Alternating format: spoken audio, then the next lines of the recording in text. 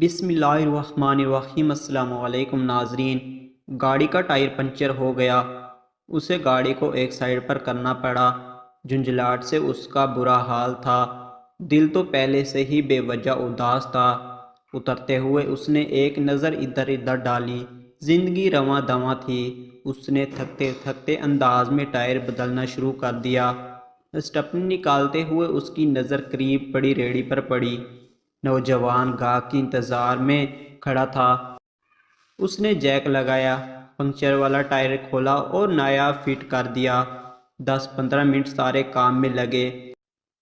وہ دوبارہ گاڑی میں بیٹھ چکا تھا۔ اس کی نظر پھر ریڑھی والے پہ جا پڑی۔ ایک اداسی سی اس کی آنکھوں میں بھی تھی۔ وہ سوچ میں ڈوب گیا، گاڑی سے اترا اور ریڑھی پر پہنچ گیا۔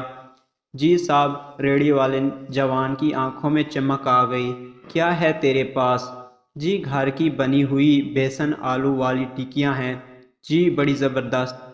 اس نے پرس نکالا اور 250 اس کے ہاتھ میں پکڑائے۔ دے دو۔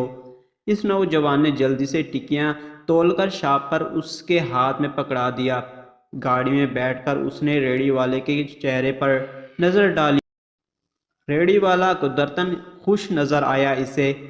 گاڑی آگے بڑھاتے ہوئے اس نے محسوس کیا کہ اس کی بھی اداسی ختم ہو چکی تھی۔